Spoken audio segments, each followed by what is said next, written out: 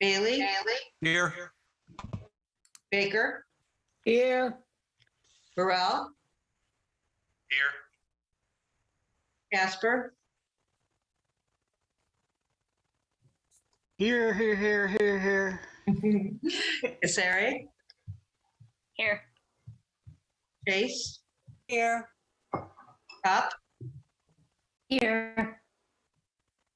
Crockett Hubbard, we know may not be here. Dean Shinbrot. Dean Shinbrot, She's here. She's here. I know she's here. I just chatted with her. yep, here. Fitzgerald, Here. Flax, Here. Fortner, Here. Foster. Very happy to be here. Oh, great to have you. Frickman. Maybe he'll be here later. Any of the golfers? David will be here after bedtime routine for the little Okay. one, and I'm All here. right, tell him to let me know.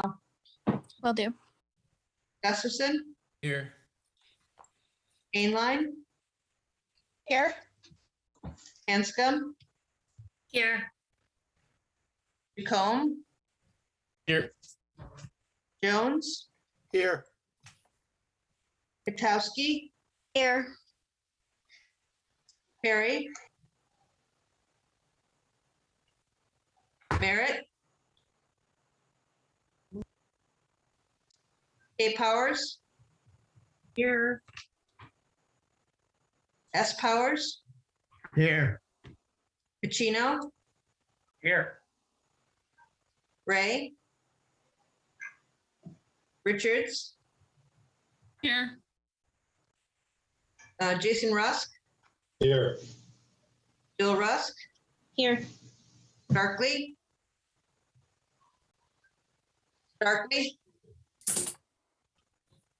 thought I saw him.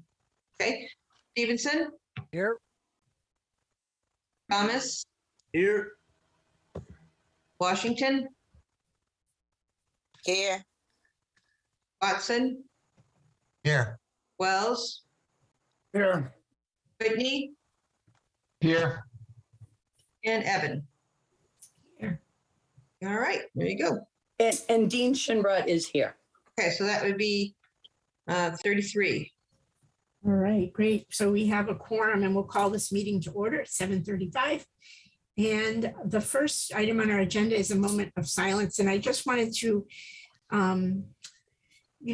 remark that I read in the paper that Susan Sayer Crew had passed away the other day. She's a long time volunteer for the town of Groton on the zoning commission. And I want you to keep her family in your thoughts. And I also want to let everyone know, probably everyone does know, that tomorrow is Veterans Day. And so I'd also like to ask people to, think about the people serving in our services today and those who have served in the past, and keep them in our thoughts. So let's please have a moment of silence.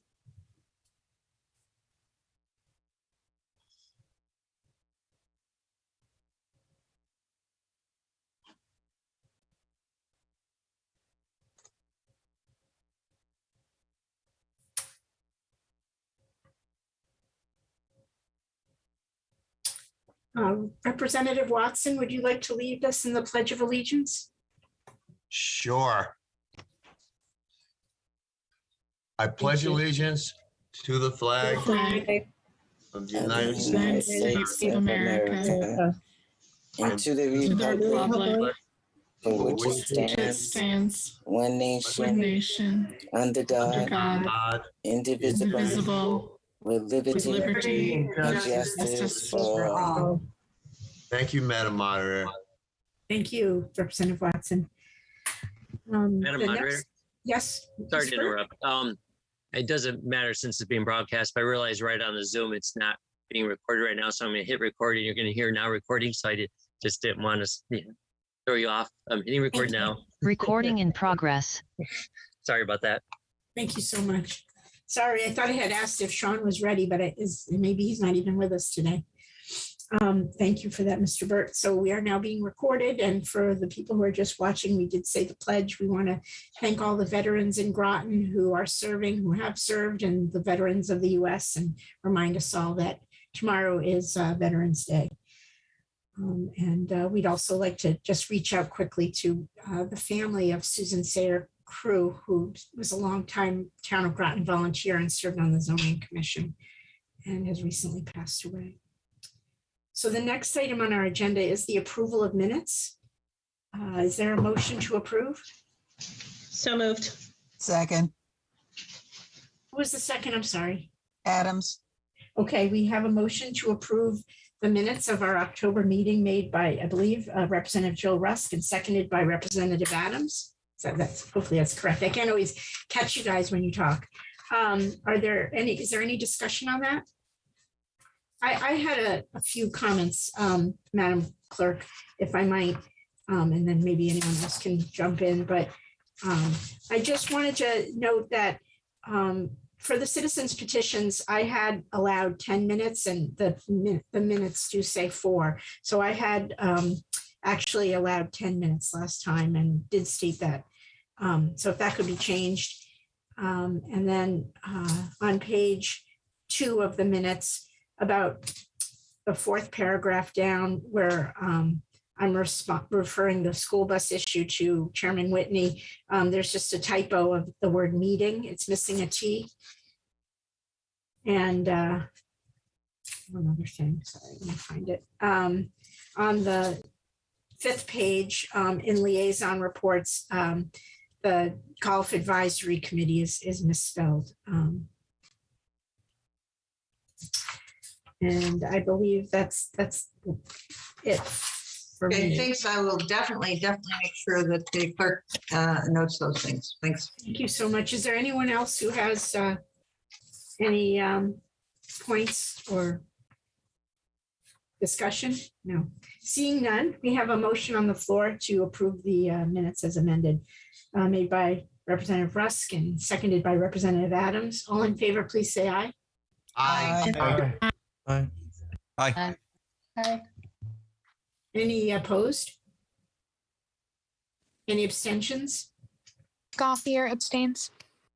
We have that motion passes, I believe, 32 in favor, none opposed, and 1 abstention.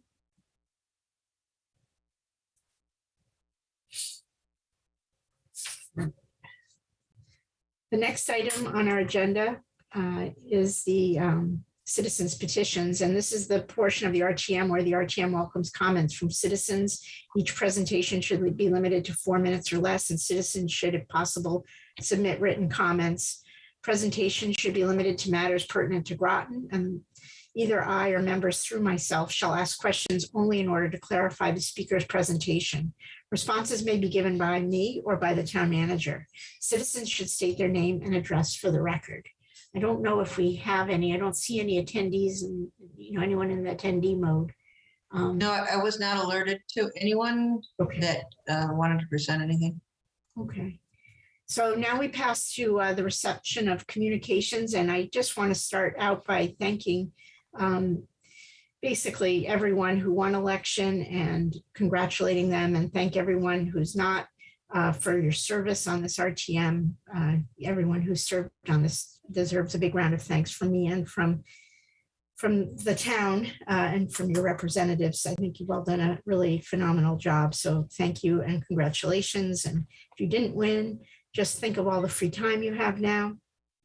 I also want to have a special thanks to Representative Richards and Representative Flax for serving as floor leaders. And I really enjoyed the cooperative relationships that we were able to foster. And I think it was really a service to the town of Groton. I did receive a communication from Representative Ray that she will not be here this evening. And it sounds like there was a similar communication from Representative Lynn Hubbard Crockett, that they will not be able to be here. And that is it for me. I don't know if there are any other communications. No? All right. I had the same ones too. Okay. Anyone else? No. Okay, well, we can move down to the report of the town manager. Mr. Burt, or would you be able to provide that to us?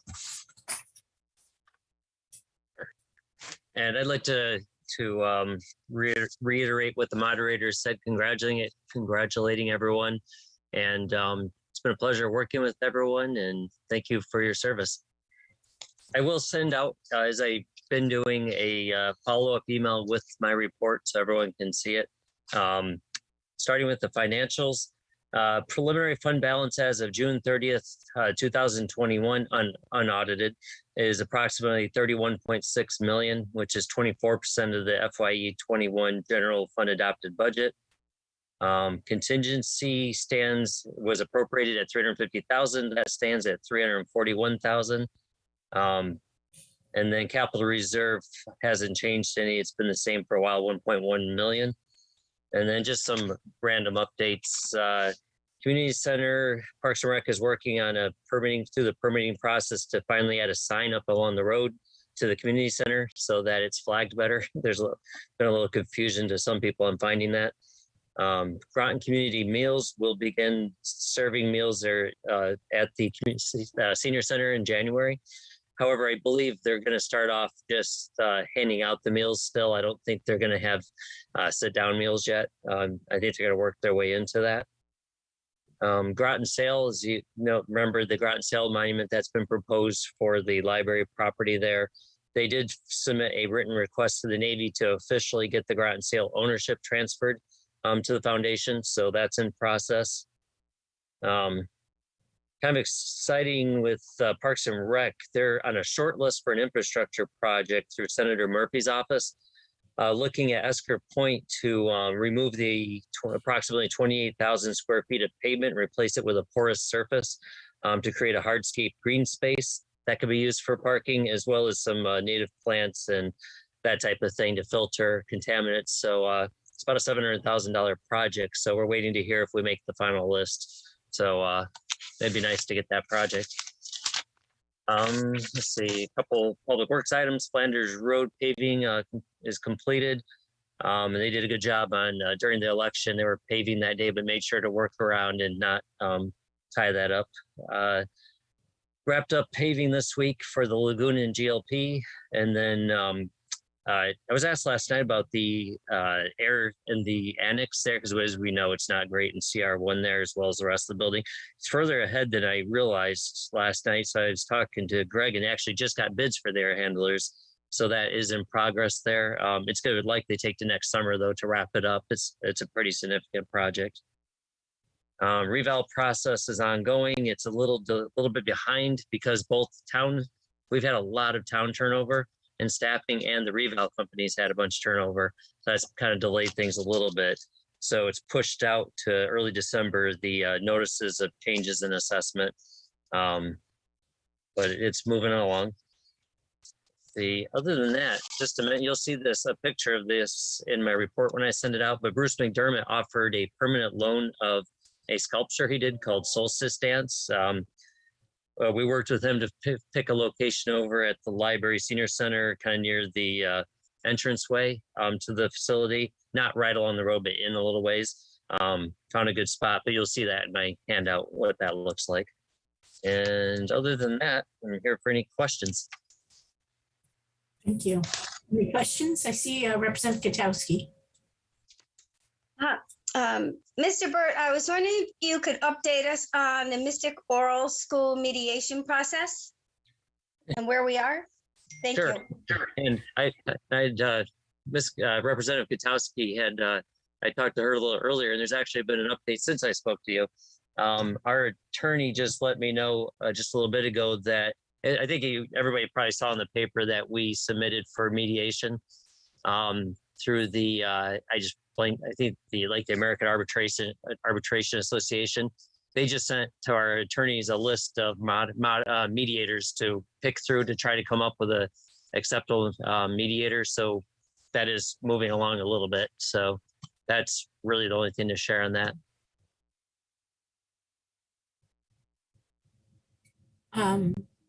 Representative Gauthier? Yes, so my question stems actually from a little bit of a back and forth that myself and Town Clerk Makaushker and Moderator Sima had this afternoon about the liaison report. It's missing mention of the short-term rental public hearing. And I guess there's confusion about whether or not the public hearing that occurred for short-term rental, the draft ordinance on November 3rd, could you just clarify whether or not that was an actual public hearing? That was an actual public hearing, and there was a lot of comments, a lot of good suggestions. So I can't speak for council, especially with new council coming in, but I'm sure they're going to take a good look at those comments.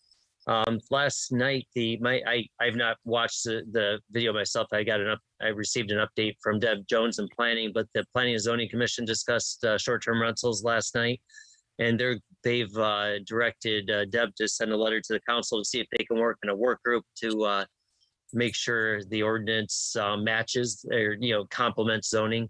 So the town council, the incoming one and current one, will be receiving that letter soon. So I anticipate there'll probably be quite a bit more discussion, but that's just what I think. Thank you. If you don't mind if I chime in, because I certainly was abreast of what was going on with the council. And I didn't think they had finalized their ordinance. I thought that they were just bringing it to the public to get comment, which is not a true public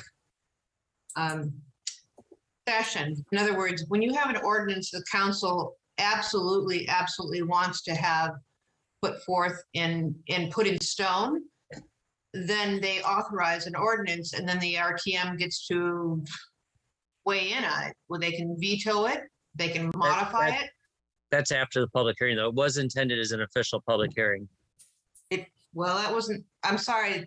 I mean, I did send everything to the RTM in anticipation, but I was never given that kind of directive.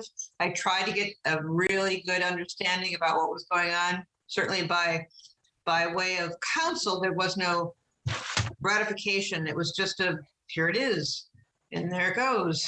Through committee of the whole, and committee of the whole is not the end all be all, and that was always the problem with this particular council, is they would do something in committee of the whole and think it was council.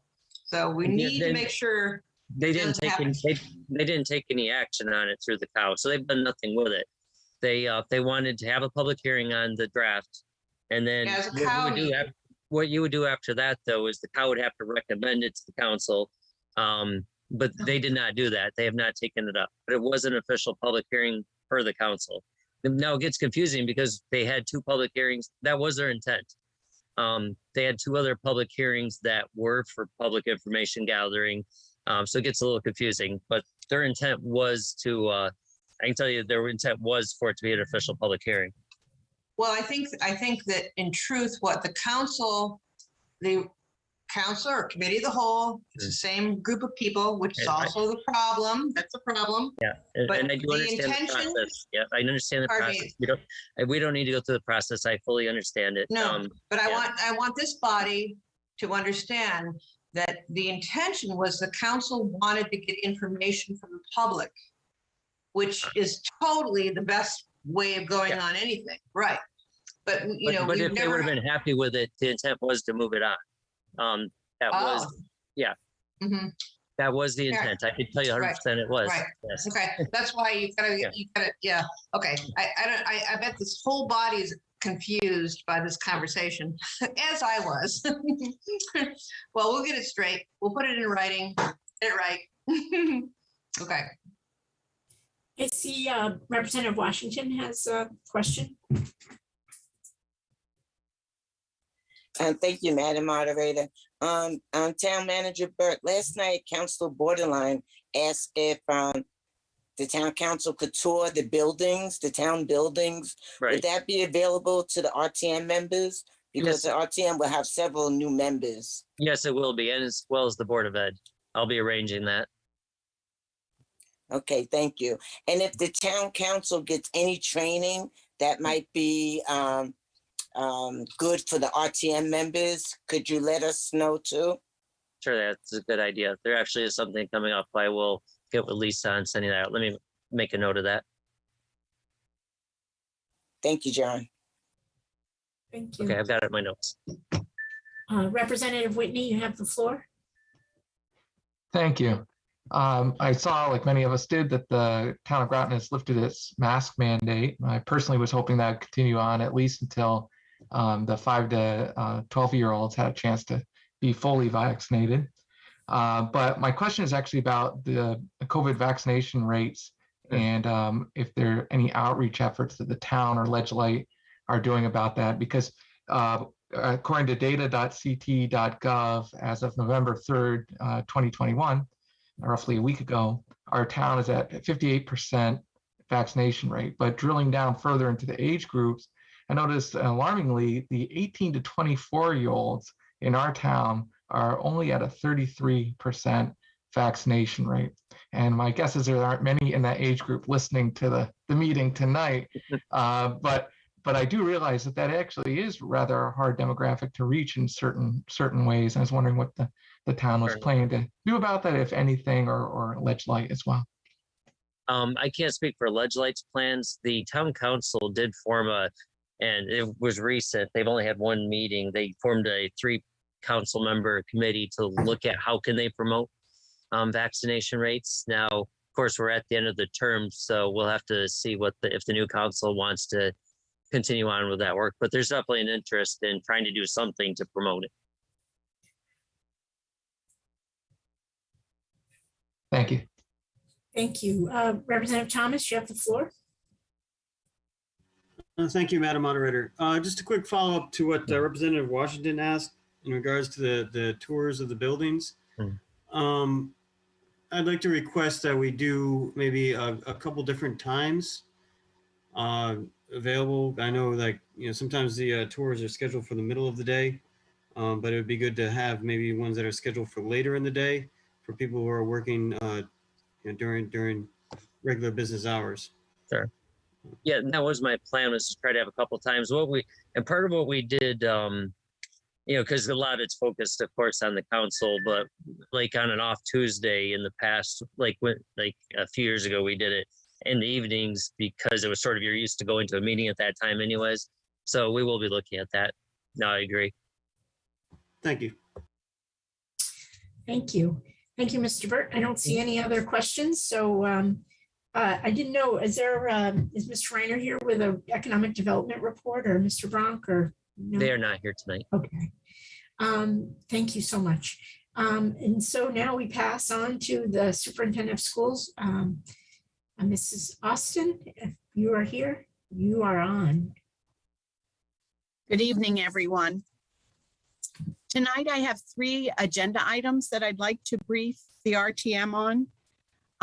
The first one is regarding our 5 intra-district elementary magnet schools and the opening of our 2 new schools, Thames River Magnet and Mystic River Magnet. And as we closed the era for Mary Morrison, SB Butler, and Claude Chester. The next item is a little bit about receiving a National Blue Ribbon Award and what that was all about for Mary Morrison and the students that moved from Mary Morrison and many of the staff to Thames River Magnet. So we'll hang that blue ribbon probably on both places. And also bus transportation, which really has been a challenge this year. And I just want to tell you where we are with that. So I'll start with the new elementary schools and the magnet themes that we have for each of them. I did brief the Board of Education, and it's been, quite a workout to move and to purge from 3 elementary schools as we closed them last spring and opening up these 2 new schools. And we have COs on both Mystic River and Thames River. So we're really pleased with that. There's still a building project. They still have a list of things that need to get accomplished. So our principals, Giordano and Wheeler, are working really hard, managing a school, being instructional leaders, and also making sure everything is done the way it's specified so that these schools will last for a very long time. They are beautiful, and we will be inviting, our town partners and families into the schools. The families have had an opportunity during conferences to come in and get a tour, but we will be working, Chairman Watson and I are talking about finding a time that we can celebrate the Blue Ribbon at Thames River and also do a tour of the Mystic River School. I think you'll be really delighted with it. I can remember when we opened up Groton Middle School, and many of you took a tour with me to the middle school. So, it's really exciting when you have these new buildings. So I would say that there was a lot of work that went into theme development for the new magnet schools. We did quite a few surveys and focus groups with parents and students and staff to ensure that we were picking the right theme that would really interest everyone. I would say all of our themes in Groton have a STEAM theme, but they all have a little bit of difference too.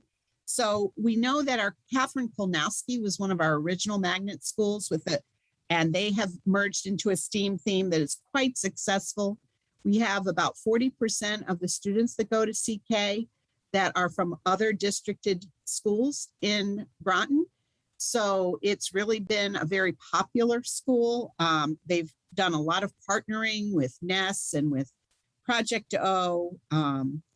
They have done many interdisciplinary projects, and they've done STEAM nights and invention conventions and a lot of exciting, engaging projects with the students and the families. And they all kind of come together around that.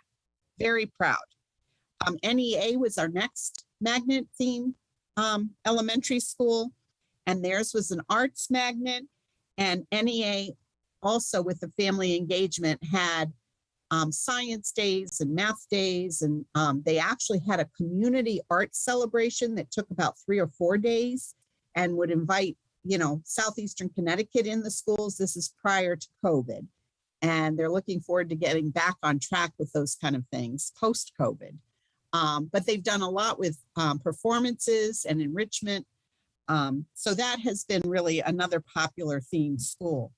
Charles Barnum is a discovery magnet, and it's nurturing creativity and curiosity. They partnered with UConn, Renzulli and Reese with their work with gifted education and looking at get different strengths and really things that kids really love to do and want to do and are good at. And so they've done an interestalizer with their children so that they really understand those proclivities and passions. And they also have Life is Good, which is really kind of a team building development and really makes for a fun environment. Mystic River Magnet has the theme of ingenuity and play, and they've embedded play and ingenuity into the curriculum and also have enrichment activities. I would say the common theme is that all 5 intra-district magnet have a time where kids can pick different enrichment activities during the day, and also they have enrichment opportunities after school that will be starting to take place. And their partnership is with Children's Museum and Life is Good. And they've been really excited to get started in their new building. Thames River Magnet has a theme of environmental marine science, and they've partnered with Project O and NES, and also the Marine Science School. And very excited. They've already been on boats and they've collected critters and have a science room, STEM room, that really will help them to cultivate and understand marine sciences. All of our schools have had a component of farm to school. So that's been embedded, and that's really thanks to, really Earning Kashmir and our food services who first got the grant to start embedding farm to school in our schools. So that's a little bit about our different magnet themes at the elementary level. I can stop here if anybody has any questions before I move to something else.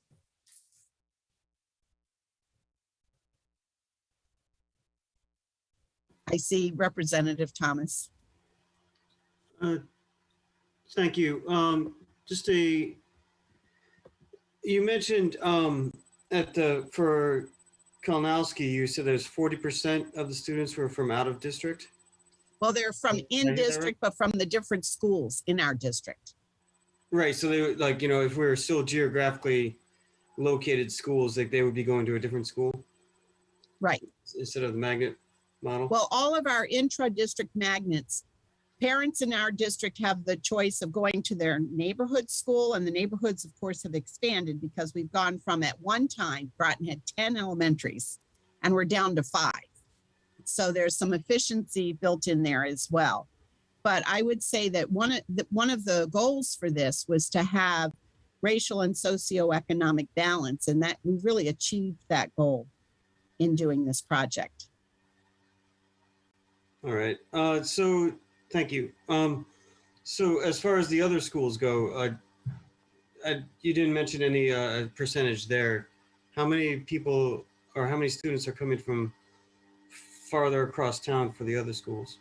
I would say that we really have a mix. I'd have to bring you the data, but with the lottery process, the way it went, we have, while Mystic River Magnet was really made as a neighborhood school for both Claude Chester students and S.P. Butler students, and the Thames River Magnet was really hosted mostly by Mary Morrison. We absolutely have students from all across the district going to the different schools. Is there any sort of report or that has like a detailed breakdown of that I could take a look at? I could absolutely do that. Yep. Okay. Great, thank you. All right, thank you so much, Superintendent Austin. I do not see any more hands raised, but let me, Representative Washington. Superintendent Austin, do you think that it's misleading to put the Blue Ribbons Award flag on Thames Valley School? Because people are saying to me, how is Thames Valley School a Blue Ribbon school? And it's going to be confusing if you put that up, and it really belongs to Mary Morrison, not unless on the flag or whatever you have, it says Mary Morrison. So can I tell you that I've worked closely with the Connecticut State Department of Education, and because our students and families moved into a new building and the principal retired, that it really is truly the community of Mary Morrison that is now at Thames River that deserves that blue ribbon. Okay, but people are thinking that they're saying, how can Thames River School be a Blue Ribbon school when it just opened? So it just opened, but the students, they actually still have the same code as Mary Morrison because the students have just transferred into the new school and their families. So it's still very much a, military hosted school, although I have to tell you that we have military throughout our district now that we are a 5 intra-district magnet school system. So it is a little confusing, I have to say, but we'll try to make that clearer as we go through this process. Thank you so much, Superintendent Austin. Good luck with your work and all the new schools. It's so exciting. I know I pass by the Thames River Academy or whatever every day, and it's lovely with its eggplant windows. I do see another hand, however, Representative Gauthier. Yes, I'm sorry. Just kind of speaking about the accomplishment of our schools, which obviously is always a wonderful thing to hear about. I'd just like to touch base about where we are with our Alliance District grant and status. I know we've been improving year over year, and I suppose I'm just concerned about losing. I mean, obviously, we want to graduate out of being an Alliance District because that means our students are succeeding. However, our school system relies a lot on that money. And I just want to make sure that we're prepared and thinking about when that time comes that we lose the Alliance District status. So could you speak to that? I'd be happy to come back to you at another time and report on the Alliance this year. And next year, we are receiving an additional $200,000. And as you know, we've been able to keep our MBR at 25 million because of the Alliance district. We were really one of the very last districts that have come in, and the data shows that we're really at the top of the list of the Alliance districts as far as performance.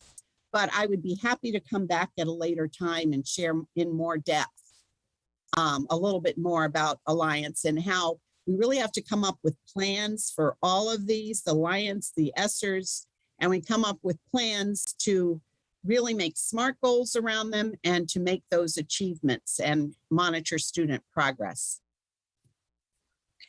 And one more follow-up question to that end. You mentioned a couple other grants. I remember discussions that the DODEA grant was also in question because of the percentage of students. Is that another grant that we need to make plans around as well? So you have approved our latest DODEA STEM grant 2021. And I had shared with the RTM, information specifically around that grant. But again, as we go through budget season, that's one of the things I do make sure I present on is not only operation funds, but all the different grants that we've received. So I would be happy to share more details on those. Thank you. Mm-hmm. So speaking of the blue ribbon, I had the honor to go with Assistant Principal Ada Allen to Washington, D.C. for a couple days last week to receive the blue ribbon on behalf of Groton Public Schools. And it was quite an honor. There were 4 blue ribbon schools in the state of Connecticut. There were about 300 throughout the nation. I think California had 26. I guess they're a larger state. But I have to tell you, I think the thing that I was most excited about is the reason why we got the blue ribbon at Mary Morrison, now Thames, because those students have just moved over to Thames. And it's because of closing an achievement gap. Both Charles Barnum and Mary Morrison have had the majority of military students and transient students. And most of the time when you have a lot of transiency, you don't have time for children to make growth. They come and they go. But what we found is that the teachers in our district are used to really getting to know kids very quickly, assessing what their needs are, making sure that they get what they need and get it quickly, kind of that accelerated learning, tutoring, intervention, and doing everything we can possibly do. There was quite a big application that goes with it. Once the state of Connecticut told us that they were going to be recommending us as the blue ribbon, and it went into Secretary of Education. They really did say that it was because of the closing of the achievement gap. And in the actual proposal, we looked at how, and this is just a statement that was in the report. We believe that looking at student growth is the best measurement of curriculum instruction effectiveness. And looking at teams of teachers, weekly grade level team meetings, and analyzing the data and looking to see what interventions are necessary and looking at each and every child and their work and making sure we tailor our instruction to meet their needs. These are all part of the reason that this school was really recognized. And I believe that it represents all the schools in our district. I believe when one of us gets a blue ribbon, it really tells a story for the whole district. So I was really quite proud of that achievement and continue to look for continued progress. I know that we have a big challenge this year. We have a lot to make up for after basically 18 months of COVID. And so the teachers are really rolling up their sleeves, the teachers and administrators, and trying to use their time wisely to offer extra tutoring during the day, after school, and really helping kids to close any gaps that they might have due to COVID. So that's a little bit about the National Blue Ribbon. If we have any other questions about that before I move on to bus transportation, my favorite subject. I think that's it. Please. Okay. So today, I actually met with a team. One thing I have to say about Groton that I really appreciate is the partnership. So I met with the police department, Chief Lazaro and his team, the central office transportation team, STA, which is the bus company that we contract with, our board chairwoman, Watson, our principals at the middle school and high school, and also our town manager, John Burt. And if I missed anybody, I apologize, but it was quite a group and we zoomed in, and really our topic was on transportation and how we can identify problems and make them better. So I have to tell you, there are several areas of concern. And I think that when the RTM met, thank you, Representative Whitney and Chairman Watson passed on her notes to me. So I was able to use those to really help drive this conversation. But with the arrival of students in the morning for Fitch High School and Groton Middle School, arrival times have improved. We're getting buses there at about 7:20 to about 7:35, and the bell rings at 7:40. So the goal is really to get the children in, or the students in, to get breakfast and to their lockers and to their first class. Arrival times for Groton Middle School are between 7:25 and 7:45. We also want students to be able to pick up their breakfast and go to homeroom.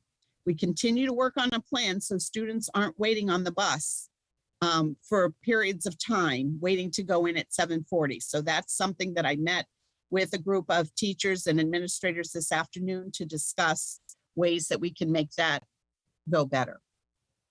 Groton Public Schools and STA are working on ensuring that routes are being followed so that we're not missing any students and we're not passing by because that student usually isn't there.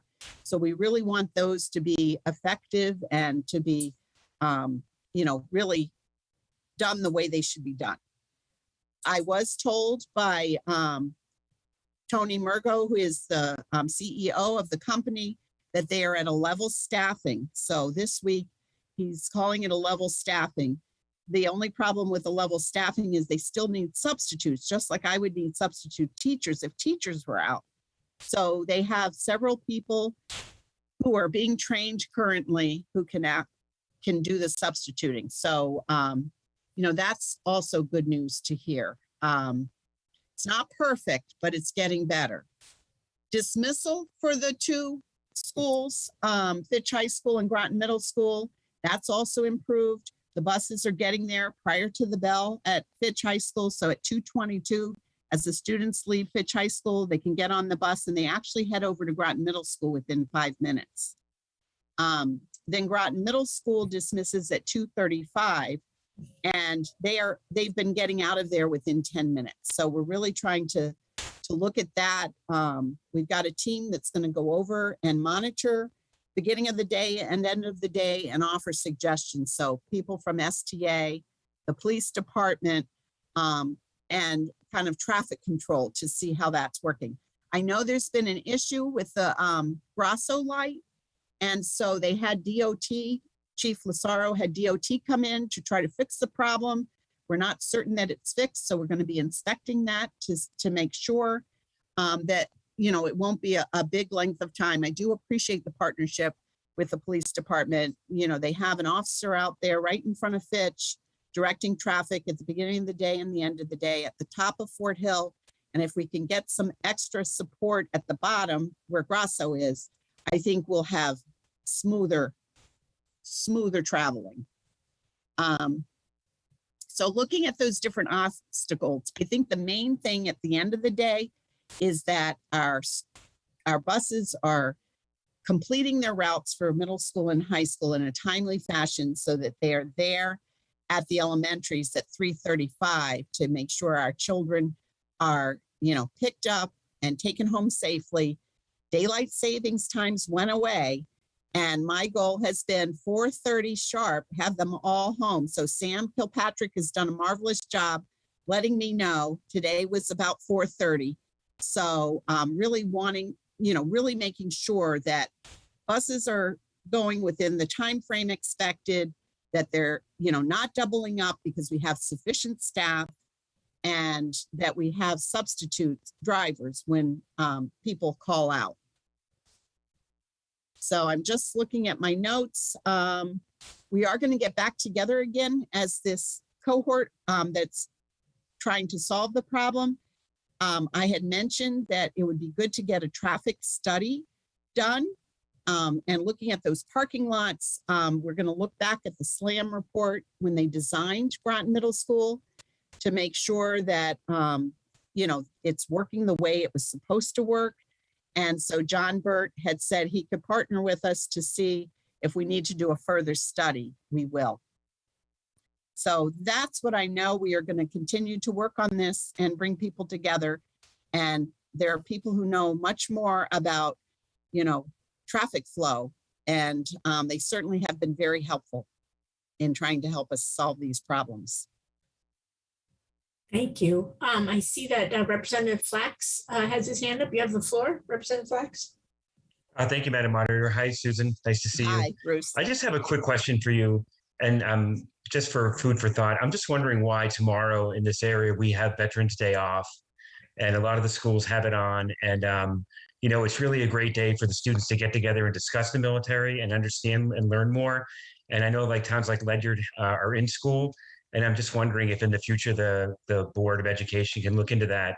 And there's so many days that we seem to have off that other schools in the area have on. And it's certainly, it's the burden for the parents who are, who have to provide daycare for that day.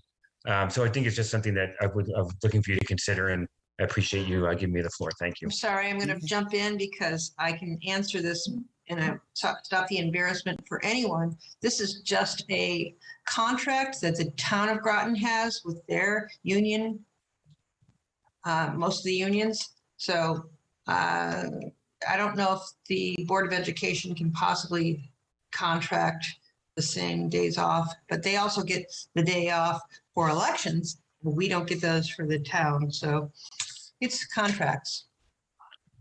Wow, is that and true? I would say that we do have just like Ledyard, we have a very large, a quarter of our students are military students and military children. And oftentimes military folks will have that time off or that time to, really celebrate the veterans. So I think it's been something that we've always taken off since I've been here. But definitely I can talk to the board. We look at our calendars each year. Yeah, there's certainly ways to with respect to other towns, they celebrate veterans and they take the day to inform the students about the history and have veterans come in and speak. And so there's certainly ways to celebrate it from that respect. But is that true, Susan, that it's a contractual issue? I have to town look into that. Clerk says? I will look into that. Thank you. I do say that our schools all celebrate. As a matter of fact, it's going in my board notes for this Friday, all the ways that we celebrate our veterans. Thank you. Thank you. Representative Thomas, you have the floor. Thank you, Madam Moderator. And so I just have a couple of questions, Superintendent Austin. Mm-hmm. So I'll take the simple one first. As far as the buses go, are there navigation systems on these buses? As far as helping facilitate the drive around town and then knowing what routes they are and the expected time between routes? That's something that I brought to their attention. They use a piece of paper that's a routing sheet.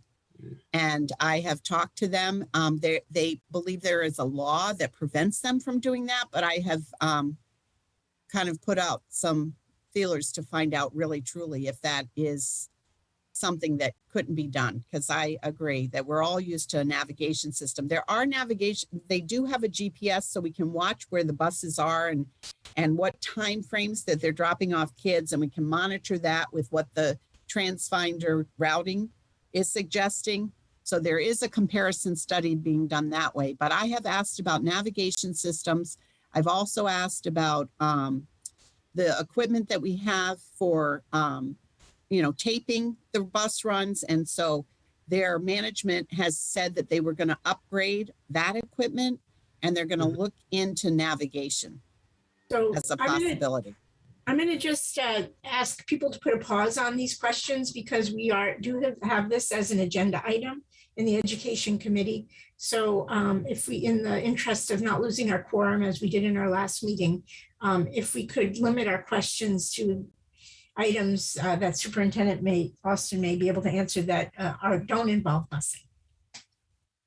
Representative Thomas, did you have other questions? Nope. I guess my second question would be the more appropriate in that section of the meeting. Thank you. I'm just trying to expedite because it's almost 8:30. Representative Puccino? Yeah, it's just not a question, but just a quick statement. As a military veteran, I've been in this city and town since '94. Spent most of my career here. It's a godsend to have a day off. It's a federal holiday for all the military, and to spend it with our children.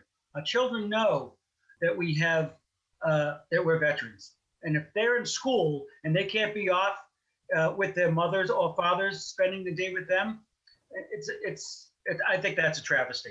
Other towns that don't have a lot of military kids in school, take the day, make them go to school. I don't care. But here in Groton, it's good. It's a good thing to have the day off. That's been the thinking behind it. You've said it very well. Thank you. I can teach my kids more about my veteran status than somebody reading off a piece of paper in school. Thank you, Representative Puccino. And thank you, Superintendent Austin. We appreciate you coming. And if you want, absolutely, I'm happy to be here. And I'll see you again. Okay. Okay. Bye-bye. I hope she sticks around. Yeah, we are going to be Superintendent discussing education under the Education Committee because they did discuss buses. So if you wanted to stick around. I will. I'll stick around and listen. Thank you so much. But we're going to take a brief intermission and talk about liaison reports here.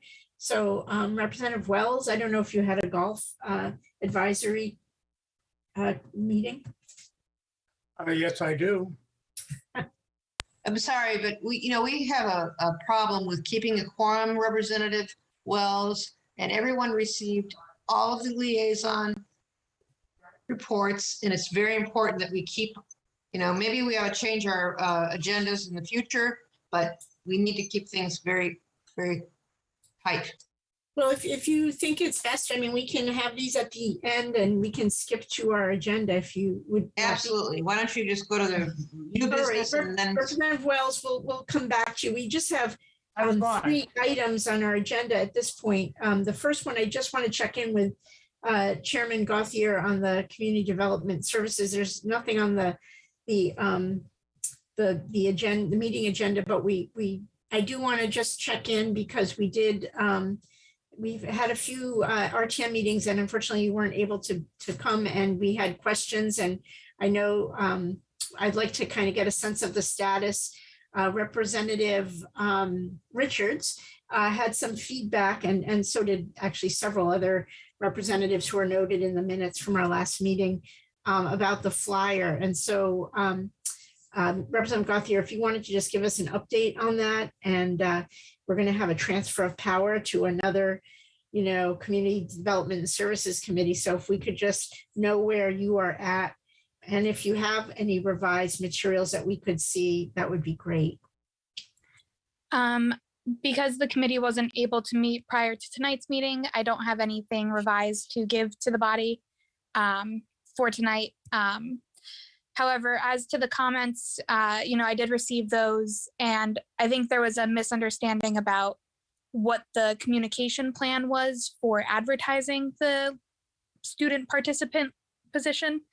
And essentially, in order to make sure that we did reach every potential Groton student, be it at Fitch or Grosso or a nearby tech school or a home school, the committee decided to try to work with the Board of Education in order to advertise those, as the Board of Education would be the group that knows the individuals who could best kind of circulate the information, collect it, and give feedbacks to students directly about what the position would entail, that maybe that, if we use the town clerk, might not get an immediate response or might not be able to be as accessible as a teacher or a BOE kind of staff or member. So the communication plan was to go through the Board of Education, and we felt that was more appropriate since it would be outreach to schools and students as opposed to RTM directly to students.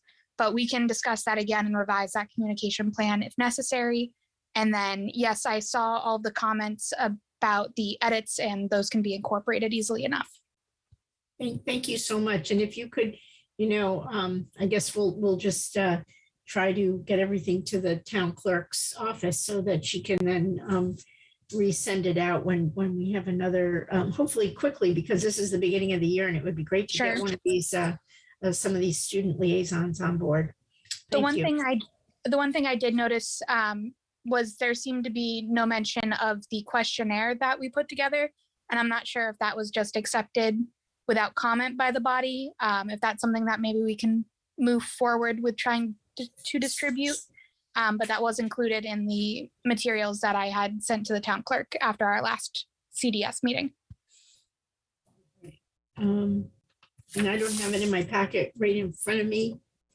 I might ask the body to, if anyone has looked at that questionnaire and had comments on it. I see Representative Richards. You have the floor. Thank you, Madam Moderator. I don't recall seeing the questionnaire. I'm not sure if I missed it, but I definitely didn't get to see that. Yeah, I would agree with Representative Richards. I remember seeing a flyer, and that was what I remember, but Madam Moderator, yeah. I think that the chairman has done an excellent job.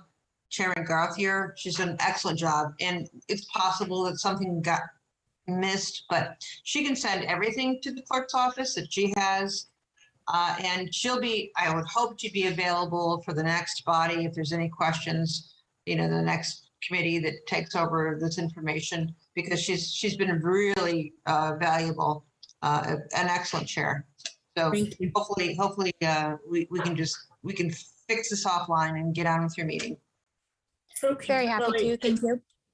Yeah, I just wanted to touch base because Representative Gauthier hasn't been at the last few meetings, so I just didn't want to. But it sounds like, to your point, Representative Gauthier, we probably can't approve those questions or survey because I don't believe maybe we have received it. So thank you so much. Anyway, if you could send that survey to the town clerk, and then maybe that can go out in our December minutes, that would be, or our December packet. That would be great. Thank you. The next item on our agenda is education. And I have a question for the town, from the Madam Clerk, about the ARPA near-term funding needs. Yes, that should have been under finance. That should have been under finance. And yep, thank you. All right, so under education, we have a review of potential causes and remedies of the town Groton school bus transportation issue. And I know Chair Whitney did have a meeting. So Chair Whitney, did you want to read your minutes? Yes, thank you. The Education Committee met on Thursday, November 4th, 2021, scheduled 7 p.m. as virtual meeting via Zoom. After technical difficulties, we got online for real at 7:20 p.m. That's when we called the meeting to order. Representatives Whitney, Chase, Fitzgerald, Frickman, Gauthier, Gustafson, and Thomas are present. Representatives Ray and Stevenson absent. Quorum with 7 of 9 members present. Also in attendance, Board of Education Chair Watson and PTO member Kate Shannon. The only item was new business, 2021-760, review of potential causes and remedies of Town of Groton school bus transportation issues. This topic was referred to the RTM Education Committee at the October RTM meeting. Chair Whitney began the meeting by reading Superintendent Austin's report, dated October 25th, 2021, to the Board of Education, or BOE, on bus issues. This report was received as communication from BOE Chair Watson. The report described bus driver shortages and efforts to remedy the situation. Representative Fitzgerald began the discussion on whether the RTM Education Committee had jurisdiction on this issue per the RTM rules and the town charter. Chair Whitney stated that the committee has standing in this matter because the RTM moderator specifically referred the issue to this committee. After the jurisdictional discussion, bus issues were discussed. Representative Frickman suggested letting middle school students into school prior to 7:40 a.m. to avoid the currently long waits on buses between the high school and middle school drop-offs.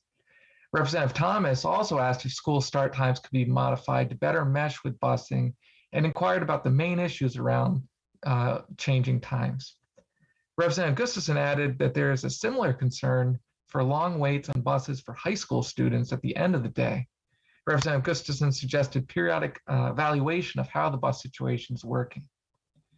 BOE Chair Watson noted that the transportation matters are updated regularly at BOE meetings, and Superintendent Austin and staff are constantly evaluating the status and ways to improve the situation. Currently, the bus authority is at level staffing, but with no substitutes. The transition to combined middle high school buses is part of the Groton Middle School Fitch Campus Plan and also allows for transportation to the 5 interdistrict elementary magnet schools. The school district currently is in the 3rd or 4th year of a 5-year contract with Student Transportation America, or STA. Representative Chase brought up the issue of hour-long bus rides, even for some students who live geographically close to the schools. Chair Whitney asked about whether buses are equipped with video monitoring and or staffed with bus monitors, particularly to respond to negative situations among middle school and high school students. Representative Frickman suggested that widening the time window for parent drop-offs would reduce traffic congestion. Representative Whitney asked if anything can be done to improve the traffic flow for parent pickups at Fitch, and also change the traffic light timing or have a police officer directing traffic at the intersection of Route 1 and the Grasso Tech Groton Middle School Road. BOE Chair Watson indicated that Superintendent Austin and Chief Asaro have discussed the traffic issues. PTO member Kate Shannon shared that many early problems have been resolved, but that bus run sheets need to be updated for road closures and detours so that substitute bus drivers are aware. She stated that school communication with the parents about bus delays has improved. BOE Chair Watson went through the list of questions and concerns raised that were not addressed during the meeting. BOE Chair Watson said updates and answers would be given soon. The November RTM meeting was suggested as a good opportunity for providing the information. The meeting was adjourned at 8:30 p.m. And I make a motion to approve the minutes. Thank you. Is there a second? Second, Thomas. Okay, we have a motion on the floor to approve the minutes of the Education Committee made by Representative Whitney, seconded by Representative Thomas. Are there any comments or corrections to those minutes? Seeing none, all in favor of accepting those minutes, please say aye. Aye. Aye. Aye. Aye. Any opposed? Any abstentions? Okay, those minutes are approved unanimously. Thank you very much. It doesn't sound like there's a motion to be put on the floor. But I would, this is a time when perhaps we could have a more discussion. I know I truncated your discussion earlier, so if there are remaining questions, I also see that Representative Lauren Gauthier has added that Representative David Gauthier has arrived. Let's see, Representative Whitney. Thank you. And I'd just like to thank BOE Chair Watson for communicating those questions and concerns to Superintendent Austin for really answering most of the questions that were left outstanding from the meeting. The one topic I didn't hear anything about, though, was I am still wondering how the buses are equipped. Or do they have a video monitoring system that's real time, someone can watch it from somewhere else, or is recorded?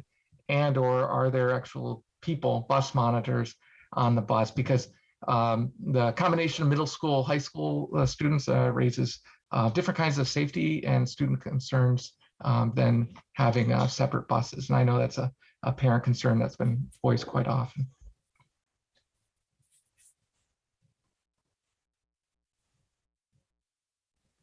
I have to tell you that we do have bus monitors on several of the buses, and the bus company has offered to also add more. We also have looked at our routes and some of those overcrowded bus routes. We've tried to, now that we have the additional drivers, we've tried to use the drivers and buses that we're contracted to have to ensure that those buses are back to the 2/3 capacity that I always had expected. I also am in touch with the principals to see about what they're noticing and the behaviors. And we really haven't seen, anything, we really are still trying to make sure that they're kind of sitting by age, they're wearing their masks, they've got the ventilation. And most of the buses are about 40-50% capacity. So there is enough room. But when they double up or they have to take care of other, when the drivers are absent, then they have to help out each other. So that can be a problem. But I have to say that we actually have a setup at central office. So as soon as we hear of a problem, we're able to bring in the videotapes and look at them right away. We are looking for updated equipment, and they have said that they will get the newest, greatest video cameras. And if they really work, we really want buses to have these. And I certainly will continue to look for navigation. I've been saying that from day one. How do you look at a piece of paper? None of us do that anymore. And when you have bus drivers coming from Greenwich and Naugatuck and everywhere else, and sometimes our roads aren't marked the way they should be, that is impossible. So I really want them to have the best equipment. So we're working on that. But your notes helped me. I was actually down in DC, but thank you to Kim for giving me her notes because I used them for the meeting today. So appreciate it. Thank you. I did want to recognize that Chair Watson is in attendance now. So I didn't know if Chair Watson had anything to say as well, or you can certainly unmute yourself if you do. Otherwise, just raise your hand and I can call on you. All right. Well, Sima, Harry yeah. Watson. I meant your other half. No, I'm going to say something there. Okay. During she was having computer problems, which she's obviously fixed. She was sitting here with me during the whole superintendent's report or everything. So she's been here right along. She just switched computers. Yes, I saw her in the chat. So that's when I noticed. Anyway, thank you for clarifying that. We have some folks who wish to speak. Let's see. Representative Thomas. Thank you, Madam Moderator. So just to follow up on the question from before, so as far as the morning entry times into the middle school, we weren't quite clear. Our Chair Watson was not able to go into detail at the time. I was just kind of curious to know as far as like what are the aspects, what are the problems with getting kids into the school early to get them off the buses? Well, they, of course, don't all arrive at the same time. They're coming in between 7:25 and 7:45. And then you also have children being dropped off on the other side with their parents. So contractually, teachers start at 7:40, but we have added extra support with security personnel and, some extra tutors and paras to be able to be there for the students. We just really have to do a little bit more work to make sure that we have enough supervision for when they come in, but we're working on it. Thank you. Representative Washington, you have the floor. Thank you, Madam Moderator. Superintendent Austin, at the last RTM meeting, you stated that the bus drivers are equipped with the best technology and navigation systems. Are you saying now that they are not? I don't remember ever saying that, to tell you the truth. I have it in my minutes right here. I know, but I don't remember saying that. I know that they have had antiquated cameras that they said that they were going to improve. So they are purchasing new cameras. They do not have navigation systems, to my knowledge, because they say they can't. So we're investigating that as well. They actually use a sheet of paper that has the bus routes listed. So that's how they navigate.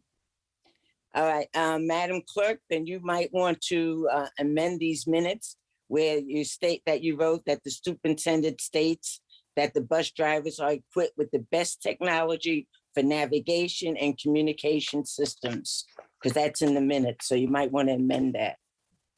I would say the superintendent would like to have our bus drivers equipped with the best equipment. Thank you, Representative Washington. I think unfortunately we already approved those minutes, but thank you for that clarification. Representative Gustafson?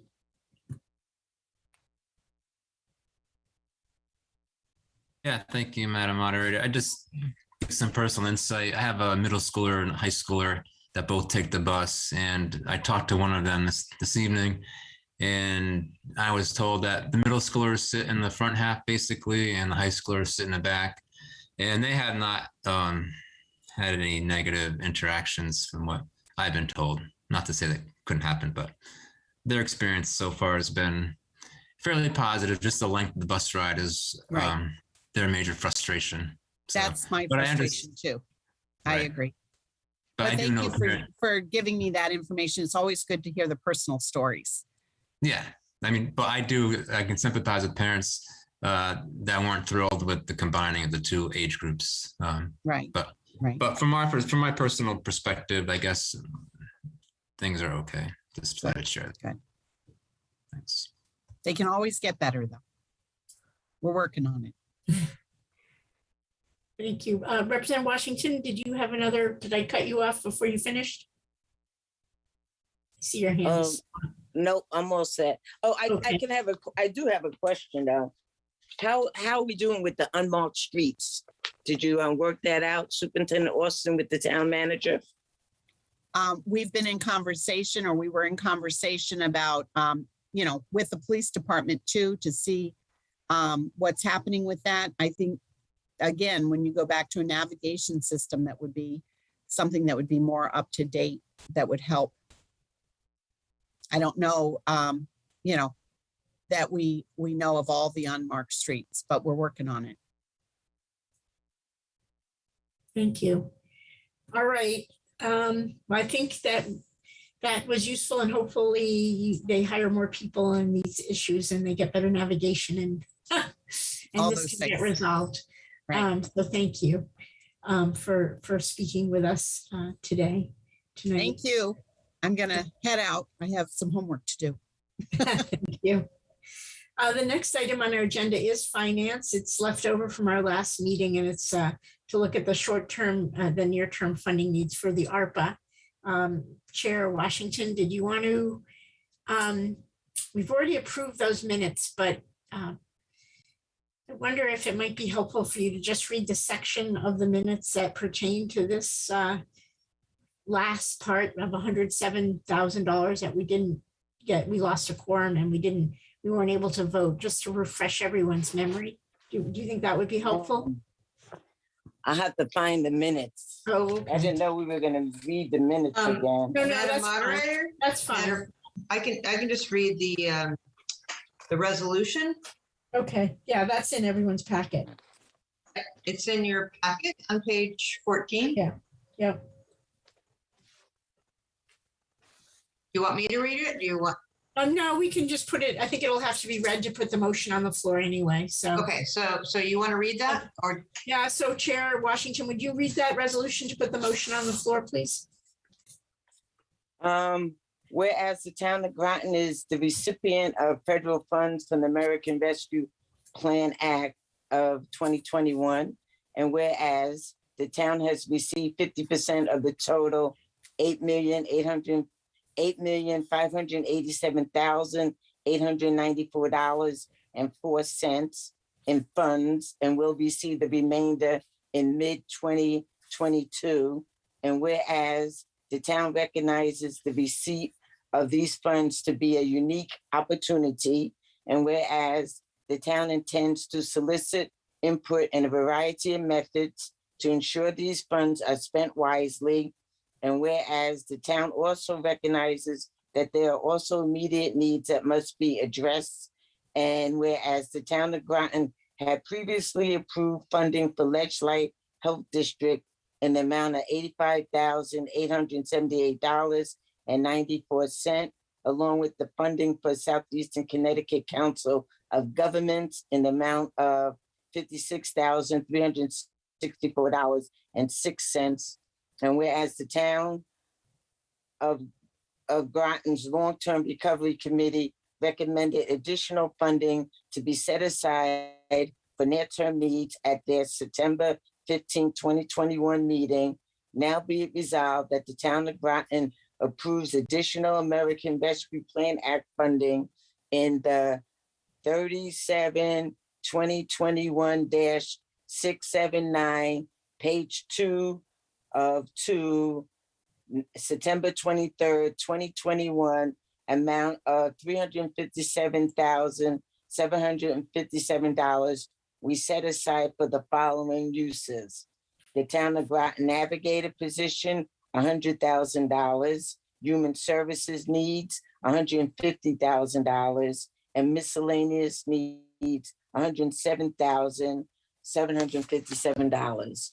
And be it further resolved that the town of Groton refers the American Rescue Plan near-term funding needs request to the representative town meeting via 6.5.3. So move. Thank you. We're only going to be doing the miscellaneous needs. And Exactly. so there's a motion on the floor. Is there a second? Second, Representative Rusk. Yes, thank you. So we have a motion on the floor in the amount of $107,757 for miscellaneous needs pursuant to the resolution to approve the American Rescue Plan Act near-term funding needs. That was made by Representative Washington and seconded by Representative Rusk. I see a bunch of hands up. So I will allow Representative Gauthier to have the floor. Actually, if you don't mind, I'm going to defer my position in line and listen a bit first so I understand better what we're Thank voting. you. Sure. Representative Thomas. Thank you, Madam Moderator. Just curious to know if we could go into some detail, like what would be some examples of miscellaneous funds, like how could they be spent? I mean, not looking for a firm commitment. Obviously, the miscellaneous, they're there as reserve. Just what are some of the contingencies that might come up? Sure, and anything that would be spent on would still need council approval. Let's say the funds that have been set aside for human services for, let's say they get a rush on inability to pay mortgages, on foreclosures, and they use up the funds they have. The council could, because it'd be more of a timely thing. It's for things that are, a little bit more urgent, that the quicker the better. So it could quickly, through a council vote, move money to that. So that type of thing, something that doesn't need to go through the entire process. Well, to short the process just because it's more of an urgent need. Thank you. Essentially what it does is the council still have to vote for it, but it cuts about a month off the time, a month or so, depending on when committee would meet, a month to 2 months off the time. Gives them a little flexibility. As you know, we're in the middle of that first phase of and I'm looking at now, the first phase of seeing what needs are out there in the public. And let's say something came up with businesses, some program, that's a real need for the businesses. They're really hurting. We want to see if we can move that a little more quickly so that we can help them sooner than later, that type of thing. But it would not be, anything that would be done would have to be first recommended by the Long-Term Recovery Committee. and then the council would have to approve it. Thank you. Thank you, Mr. Burt. Representative Rusk, perhaps Jill, I'm not quite sure. You have the Sorry, floor. yes, it is me. I am confused still a little bit about this. So everything that is getting approved tonight with this 107,000 will still have to go back to the council for approval, or we'll have to go to the ARPA and then to the council, the ARPA fund group? Well, it would, assuming the new council keeps, assuming things stay the same, typically a request would first go to the ARPA group, the Long-Term Recovery Committee. The staff would report, this is what we're hearing from businesses. They'd have a discussion. Let's say they agree, yeah, this is a real urgent need. They would make a recommendation to the council. We'd like to use near-term funding needs because of these reasons for 20,000, and they'd go to the council for approval. So just a follow-up question, when we approved the 150 for human services, that does not go back, correct? So this is No. only because it's short-term and it's not well-defined? Right, that one's already been locked. Think of this as contingency. Okay. It still has to be approved, but you've already actually budgeted the money for human services. That's locked into there. Now, let's say we are, a year later, we haven't spent all the money or whatever time frame, then you could go back and release those back into the main pot, to be allocated elsewhere. So, Okay, thank you. Thank you. Representative Gothier, would you like to speak at this point? Yes, thank you.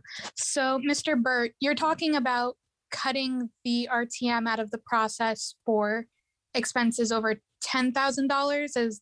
That's what I'm getting at. Typically, we have to vote on expenditures over $10,000, but you want to cut the RTM out of that? I would not. Well, first of all, it's a request from the council. But it's like I said, it's like contingency.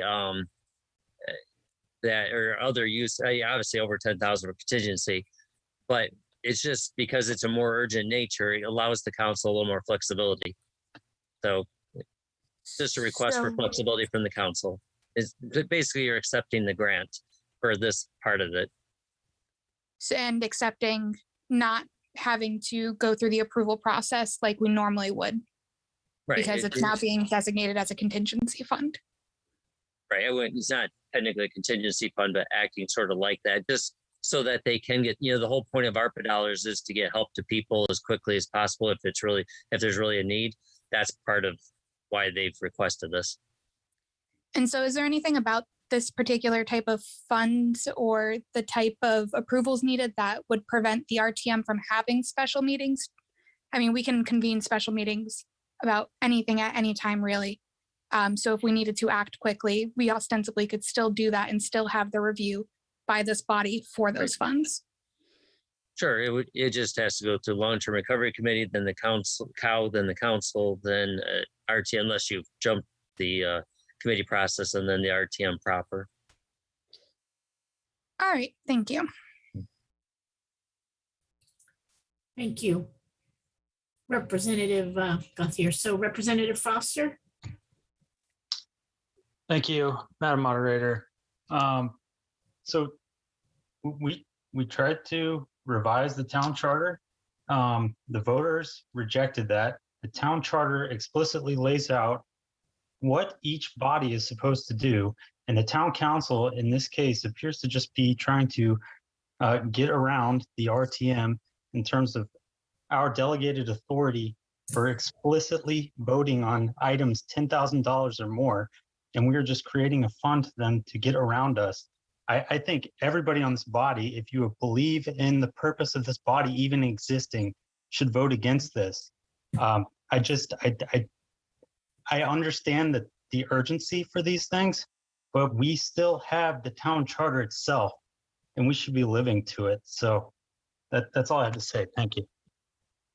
And just a reminder, let's say you put, you have the police budget. Well, once it's in the main budget, it can be used at, whichever way, you're not locked to anything. So there is already built-in flexibility with some of these processes. So it's not quite that adamant. Yeah, I just want to add on that basically when the RTM votes to accept a grant, right, which we've been recently doing for, say, the Board of Ed, we don't then go in and direct the purchases under that grant. So to some extent, this is a similar scenario where we're receiving a grant.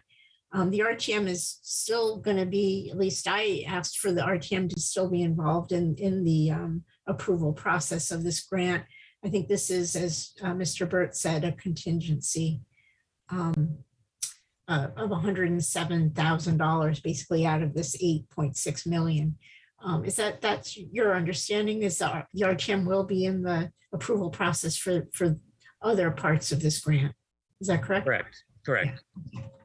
Yeah. So and the whole, the council, as like the Board of Ed or others do, we could have approached, not that you would have had to approve it, but we could have asked, can we accept this grant? And then, like you said, it could have, then it would have been totally up to the council, but they've wanted to keep the RTM fully engaged and involved.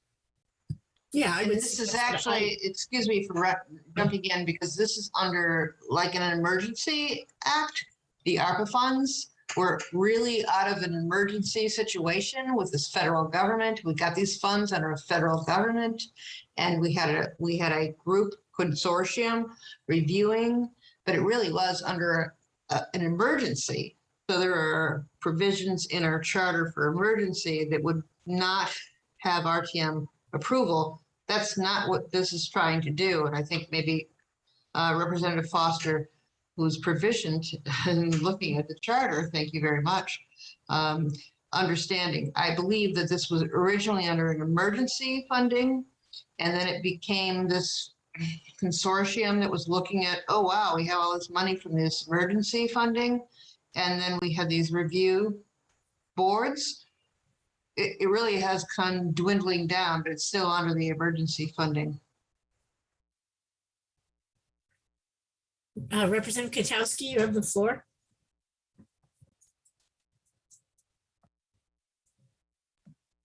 Thank you, Madam Moderator. I agree with Representative Foster and Gauthier. I believe this line item should follow charter language, and any amount over $10,000 needs to be approved by the RTM.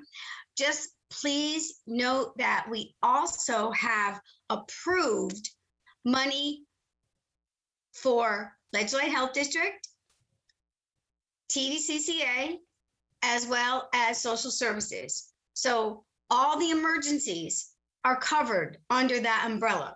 So I really think that, I don't want to use the word slush fund, but this is turning into something that I don't really think that the town should get into. I just think that any money over $10,000 should be approved by charter language. Thank you.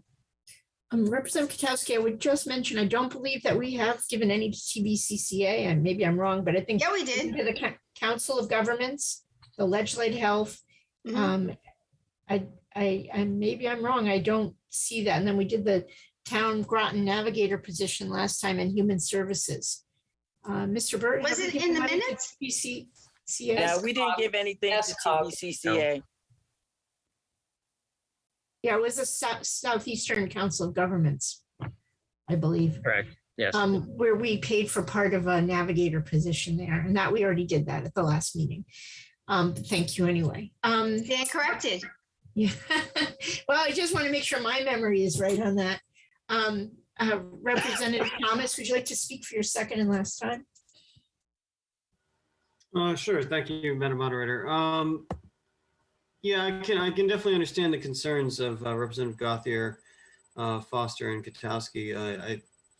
And I'm curious to know, like, there's mention of contingency funds, and what's the difference between the labels? Because this is labeled miscellaneous needs, yet you refer to it as contingency funds, but then at another point you said it's not a contingency fund. I said I was describing it, not giving it a label. I was trying to equate it to what it might be, trying to get people to understand it. What the official is, it's called, give me 1 sec here. Something else. Miscellaneous needs. It's actually called near-term needs. That's what, this is the officially approved process from the town council that they passed. We're in the needs assessment phase 1. Soon we'll be in phase 2, et cetera, until you eventually award grants but here they put it like a quicker process for near-term needs. So I wouldn't have to go through that entire grant process, which would be several months. But it's actually called near-term needs per the council. Okay. And so if it was considered contingency funds, would that be a different category and different restrictions on it if it was labeled differently? I mean, ultimately, a grant's a grant. It's, you could, what you saw some towns do is they just laid out quickly a list of what all they wanted and they just approved it. They could have been that the council could have decided we don't want to go through this whole process, that we want 2 million for, demolition of Claude Chester, we want, et cetera. They just could have done a package, brought it to the RTM and asked to accept the grant. And then here's what the intent is to spend on the grant. Though, again, once that grant's approved, it can shift up. It's not like you're locked in exactly, as long as it's under those general categories, it doesn't lock it in. You're accepting the grant as a whole, like you're accepting a budget. I'm so sorry to interrupt, Madam Moderator, but isn't this specific to the issue of COVID money?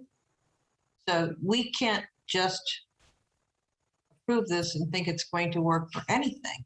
It's just for COVID money, correct? It's pretty broad though for COVID. You have to have a loose connection to COVID, but it's not that stringent. Other than the one thing you can't spend it on is bridges for some reason. But you can spend it on like stormwater runoff, and you can spend it air on handling systems. Parks are big with these dollars because it gets you out of the inside, so you're not transmitting as easily. That type of thing. So you have to just have a loose connection at least to COVID, but they're pretty loose on what that connection can be. All right. So I am an ex-officio member, so I can ask these questions since I'm recognized. Sure. Question. Then saying that, so if the RTM approves this funding, this funding will sit in a pocket, right? Yeah, it's finance, correct? Essentially, it's all in the same fund with the rest of the ARPA dollars. It's just that it's tracked separate, tracked individually for. So it does have explicit things that we're going to spend it on. It's not as though it sits in this pocket and we could use it on something else without a vote. Well, can I, Madam Clerk, ex officio members, you are welcome. I didn't actually call on you. I think you kind of. Yeah, of course, I always butt in. But the fact is that ex officio members still need to be recognized, and I'm kind of having trouble following the conversations, and you're breaking up a little too, or someone is, and so I'm having a little trouble. So I just want to go back and see if Representative Thomas is finished with his question, because his hand is still up, and I would prefer not to interrupt members if possible. Thank you. Thank you, Madam Moderator. I did want to close out with one more clarifying question as far as and it does tie into what the clerk was discussing. What happens if, say, this money is not spent? Is there a sunset on this allocation, and would it come back to the RTM if, like, say, the miscellaneous needs weren't needed for some reason? And what would happen? Not automatically. I mean, other than the whole grant has to, of course, be, I think, committed by 24, and then spent all the way by 25, by 2025. But let's say it was just sitting there, and you're ready to, and you're actually divvying out your you're at that time in the process where you're actually doing applications. At that point, though, if you're not having spent it, you're actually now caught up to the normal time. So I don't see why we would want to hold it. At that point, you'd probably commit it to something new. You'd release that and say, okay, here's the list, RTM, of, we've got all the grant applications in now, let's say February or something, or March. We have all these grant applications, and then this is, at that point, it's not the same as a near-term need because the near-term need is like for right now. If there's something really truly that needs right now, for instance, the COG, they can't do their work with the grant until they had that position. So there was a time factor there.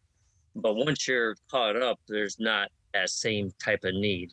I mean, there might be a need, but you're at that same point though. So you would just do likely, more of the normal application. And what you don't want to do is obviously not spend something, and we want to commit it to something. Mm-hmm. All right. Sorry if that's confusing. It sounds odd is all. It comes across strange. So yeah, I guess I'm done. I'm curious to hear more conversation on it from others. Thank you. I want to just circle back to Madam Clerk.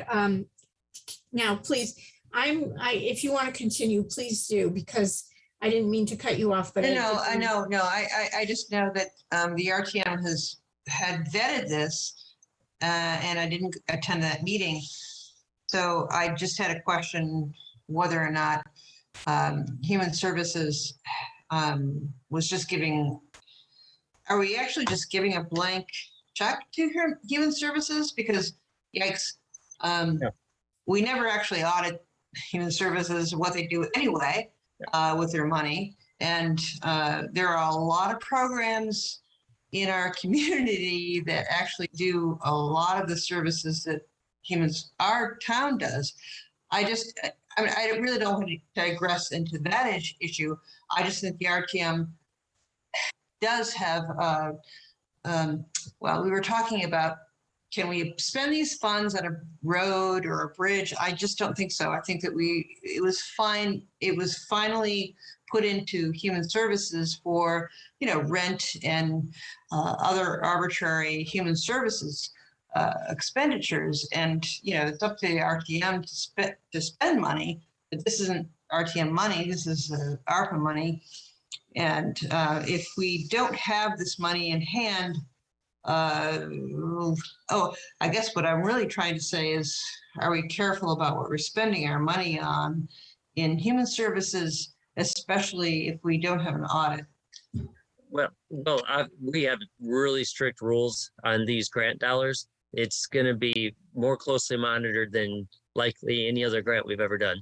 so I would not worry about that. Yeah, on this for sure. But I'm talking about other dollars. It'll be, there's got to be paperwork for, establishing the connection to COVID. Got to make sure that other grants that are available are used, that you're using the appropriate funds, that it's worthwhile, that there's a lot of things that will go into expending those dollars. I appreciate that. And they're going to generate reports too along the way to show where those dollars are going. Oh, I appreciate that. I just know that I've been associated with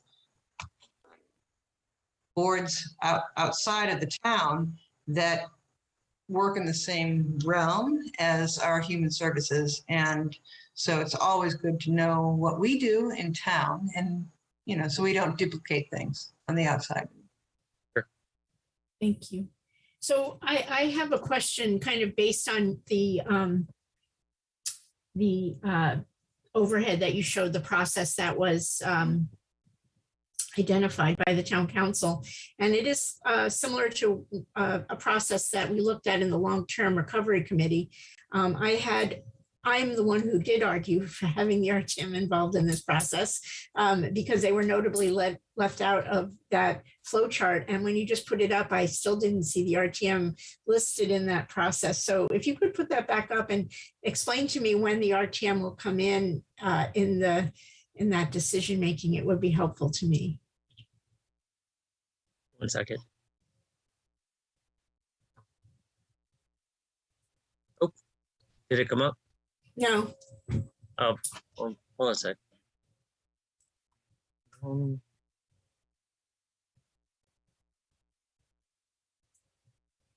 Is it up? Yes, thank you. Okay. And this is the same exact one that the LTRC had recommended. It has to get RTM approval because the grant's not accepted. It'll go through the normal, once the council actually approves, it actually has to go through the RTM. Okay. Yeah. Thank you so much for clarifying that. Representative Gauthier, would you like to speak for a second last time? Yes, thank you. So I suppose I'm a little bit confused about the statements being made, and please forgive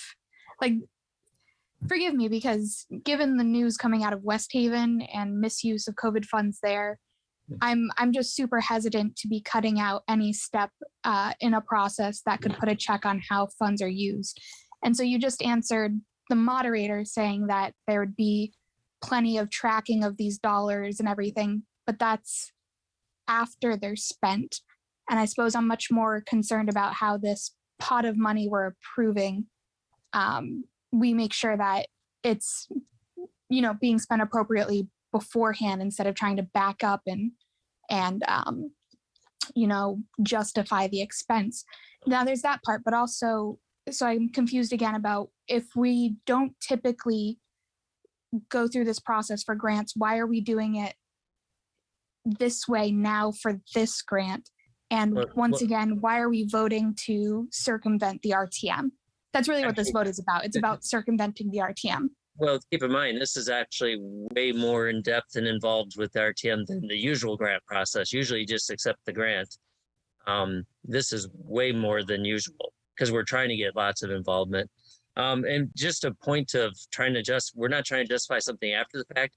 We're actually going to, any money has to have an application filled out for it, has to go through a review process, among finance and others to match it. In that coordinator position we'll have has to match it to make sure it's actually an eligible expense. It won't even get to the council if it's determined not to be an eligible expense in the first place.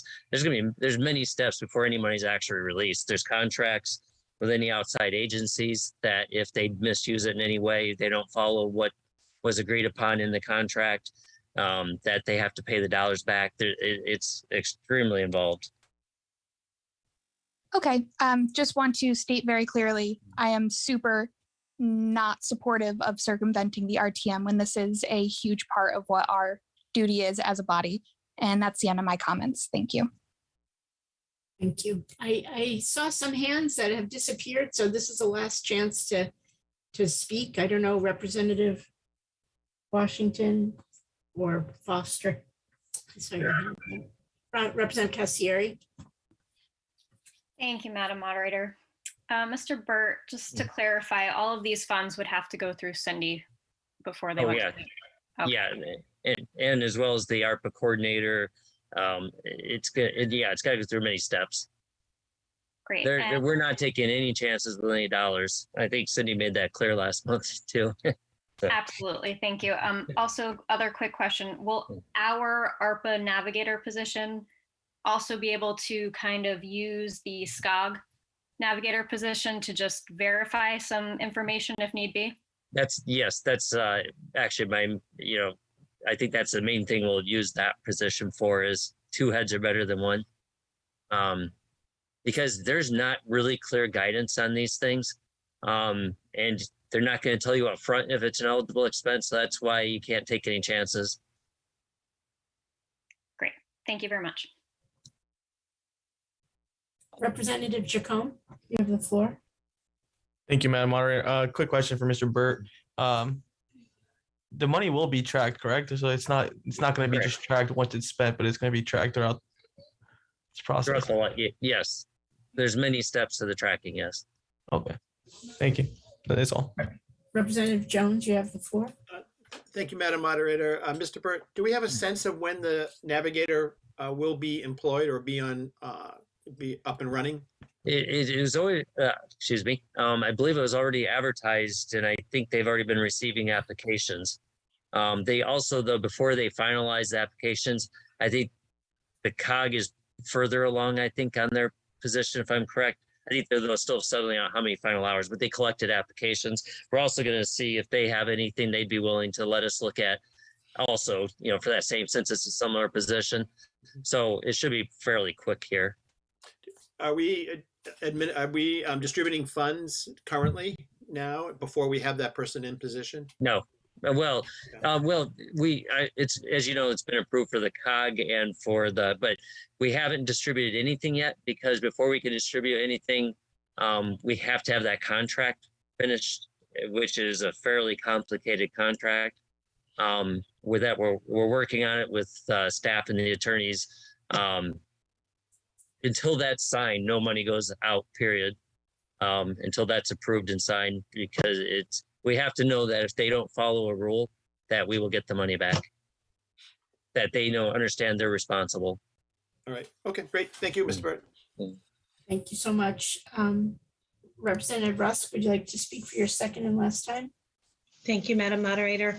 I just want to ask a quick question. The RTM last month approved $150,000 for human services. So if human services decided to take $10,000, over $10,000 and give it to one entity, one person, that would not come back to the RTM, correct? Correct. It's just like being in a budget. Correct. So it's the same as this. It's just labeled differently. Right. Am I understanding that correctly? That is correct. Okay, thank you. And Representative Rusk, it was 150,000 actually for human services. My error, thank you. No, that's, yeah, it is something to think about. So let's see. I see no more hands raised. I think we are ready to take a vote on this. I think, Madam Clerk, would it be possible to do a roll call vote on this? Absolutely. Thank you so much. So we do have a motion on the floor made by Representative Washington and seconded by Representative Rusk, and it is a resolution to approve the American Rescue Plan Act near-term funding needs for miscellaneous needs in the amount of $107,757. And we're going to vote yes, no, or abstention. And I'll read your names. Please vote yes, no, or abstention. Adams. No. Bailey. No. Baker. Yes. Burrell. Burrell. Yes. Casper. Yes. Cassieri. Yes. Chase. No. Cop. Cop.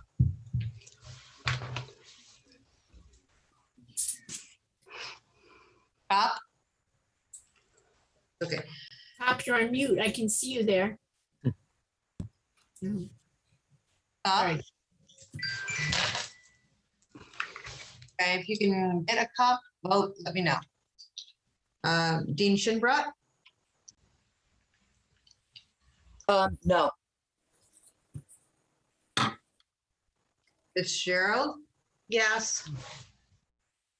Flax. Abstain. Portner. Abstain. Foster. No. Crickman. Oops, not here. Gothier David. No. Gothier Lauren. No. Gustafson. Yes. Kaneline. Yes. Hanscom. Yes. Foam. Yes. Jones. Yes. Gutowski. No. Kay Powers. Yes. S. Powers. Yes. Pino. Abstain. Ray. Richards. No. Jason Rusk. No. Jill Rusk. Yes. Stevenson, No. Thomas, No. Washington, Nope. Watson, Yes. Wells, Yes. Whitney, No. Evan,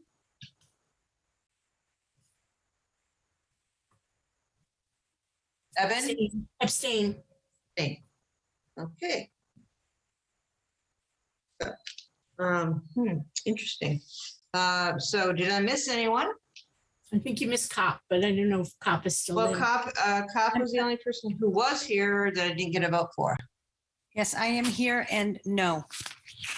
Okay, so that gets us to 15-15. 15 yes, 15 no, and 4 abstention. That has to fail.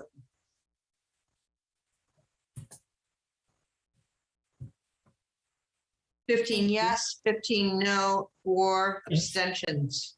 Yes, that motion fails. 15 in favor, 15 opposed, and 4 abstentions. Thank you.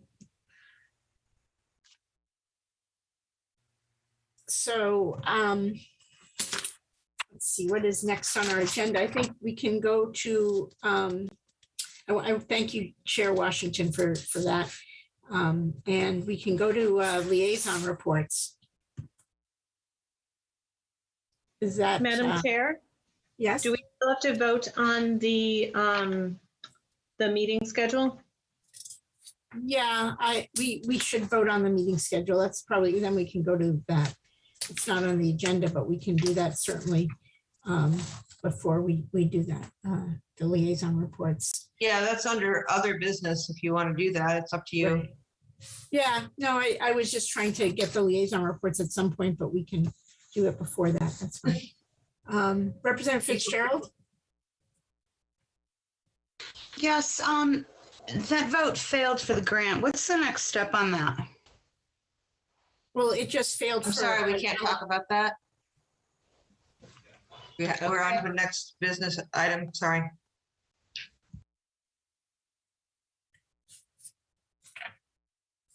Well, can I address it, Madam Clerk?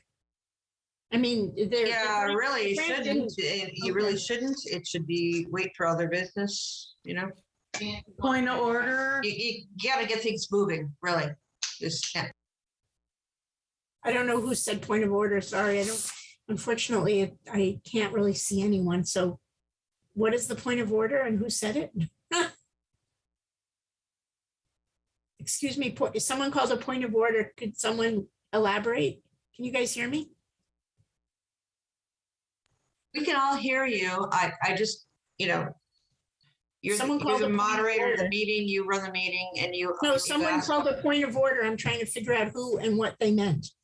Who called a point of order, and can you explain? If you call a point of order, you have to actually elaborate at some point. All right, we'll move on. So at this point, we'll skip to other business, and then we'll do the liaison reports in L2. That's fine. Is there, if you look at the last page of your packet, you'll find a Groton R.T.M 2022 regular meeting schedule for next year. Is there a motion to put this, to adopt this schedule? I make a motion to adopt the 21, 22. What is the schedule? I already did that, Beverly. Okay, I'll I second. moved it. Bailey, second. Sorry, it's really hard for me to see. For some reason, it's in this large screen format. Let me see if I can change it. Oh, much better, I guess. So I believe that was made by Representative Washington and seconded by Representative Bailey, but I could be wrong. Adams, I started saying okay. that I was moving it and Beverly started right after me. Okay, so we can have Representative Adams noted as moving the adoption of the RTM 2022 regular meeting schedule. Is there any discussion on that? Representative Fitzgerald, did you want to discuss that? Just who seconded it? Are you going to take That was Bailey? Representative Bailey. Okay, thank you. Sorry. Representative Fitzgerald, did you have your hand? Okay, Representative Rusk? You have the floor. Thank you, Madam Moderator. I would just like to ask if the meeting time is scheduled as part of a charter requirement, or if we can change the time in light of the fact that our meetings get very late. A 7:30 p.m. start time might not be the best. I would propose that we start our meetings no later than 7 o'clock, preferably 6:30. Thank you.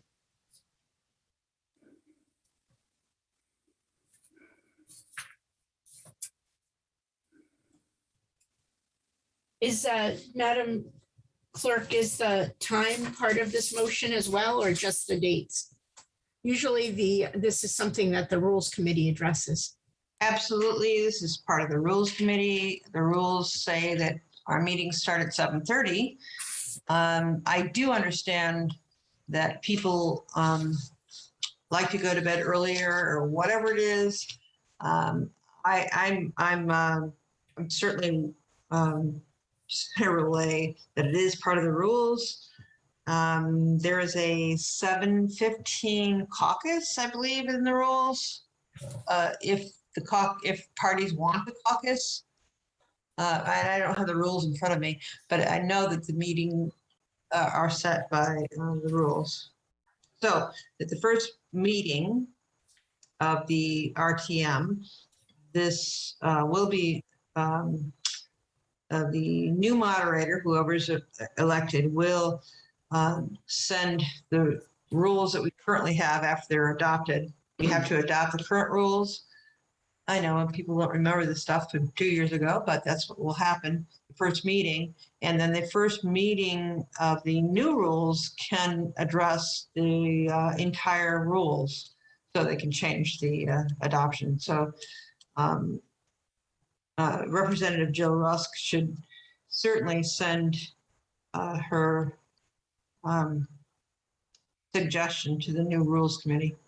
Well, it'll be a temporary rules. It won't be the permanent rules. Thank you.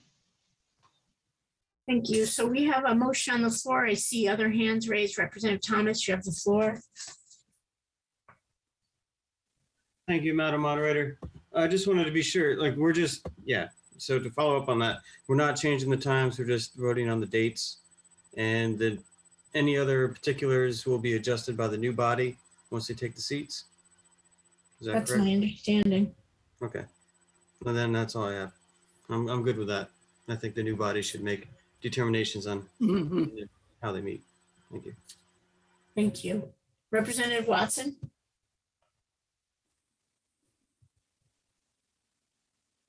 Representative Watson, you're on mute.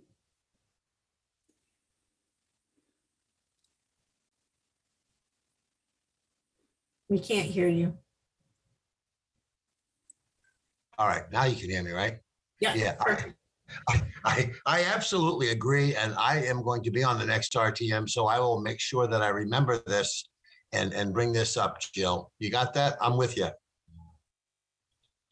Thank you, Representative Watson. Thank you.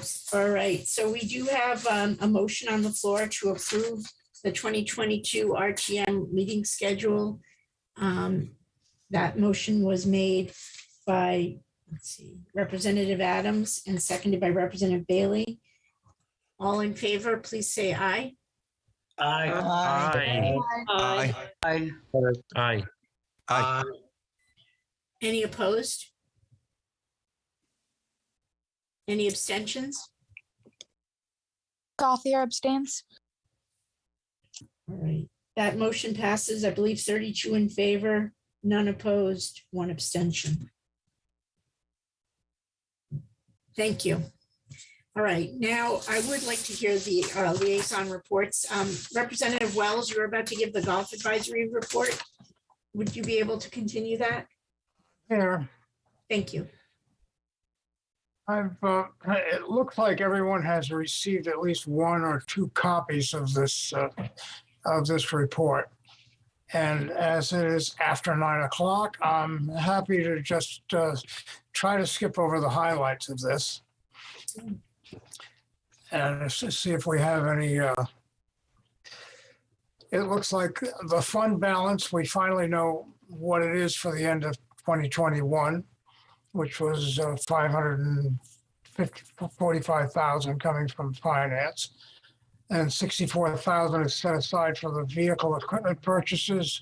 And of the remaining, we're required to have a 60-day reserve against unpredictable events that might close the course, such as a plane crashing from the nearby airport, which leaves us with a healthy $260,000 balance against terrible weekend weather, such as we had 3 years ago, which wiped out, a few years ago, which wiped out a $150,000 balance.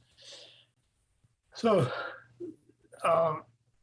they've speculated on, they've laid out the proposed fiscal year 5-year plan, and some of this, how much of this is paid for out of that fund balance and when will be through the normal budgeting process with the town manager or the town council, and will ultimately reach us, this body.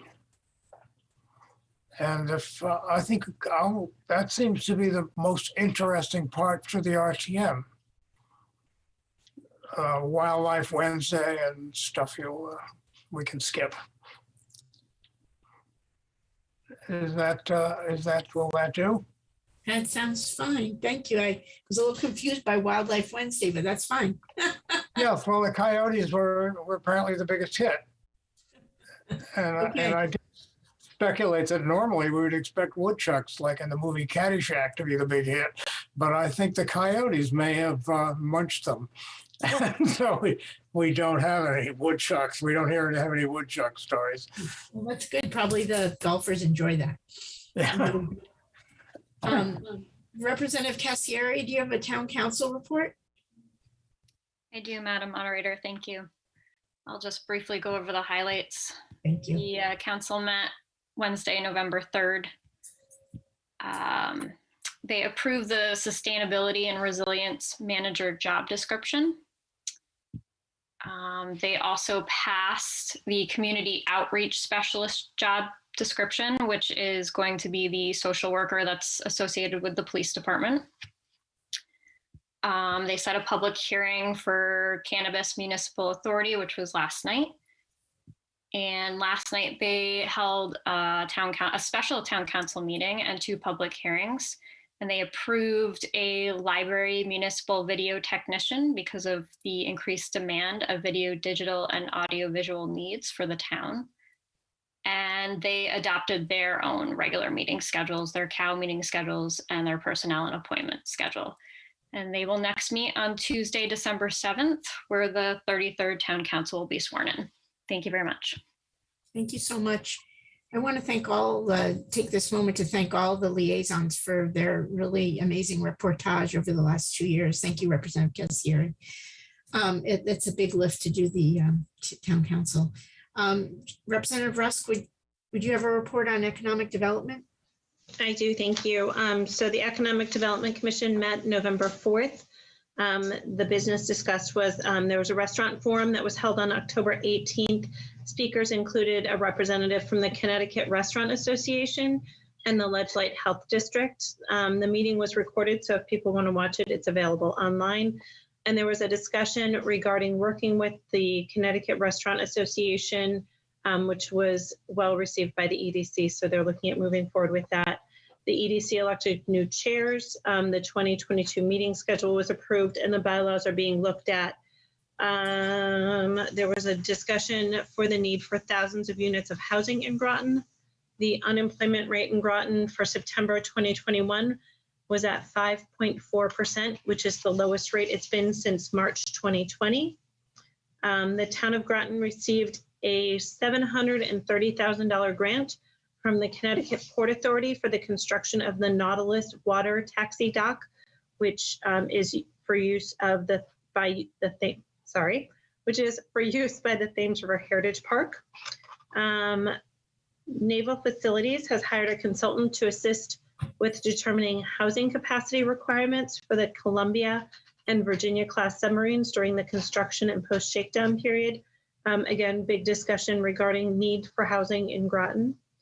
CMEC, Groton Utilities, Subbase, and the state of Connecticut are partnering to establish a 4.7 megawatts fuel cell generation and a microgrid on base. And the Nautilus was moved from the subbase for repairs in dry dock on base. And the Nautilus is scheduled to return to the museum in spring of 2022, and the museum will remain open during this time. And that's it. Thank you so much. Representative Chase, do you have a liaison report? No meeting, no report. Thank you so much. Representative Jones? No meeting, no report. Okay. Am I missing any other liaisons, any other folks who wish to report on a meeting that of which they are a RTM liaison? Okay. Well, seeing no more, I want to thank again all the liaisons for their great service to this body in reporting on the goings-on of other bodies in the town. I mean, from my mind, it really has helped me understand what's going on, so I appreciate it. Representative Thomas? Thank you, Madam Moderator. I'm not sure if this is the appropriate time. My connection kind of cut out there a little bit. But are we wrapping up the meeting? Are we getting to the end? Yes, we're just about to ask for an adjournment. Oh, great. Well, I just wanted to take the opportunity to thank you for all your hard work.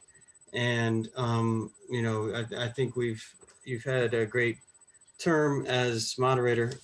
And, you know, it's been an honor to serve with you. Thank you. Thank you. I appreciate that. Representative Fitzgerald? Yes, I wanted to ask the question I tried to ask earlier. Would this be an appropriate time?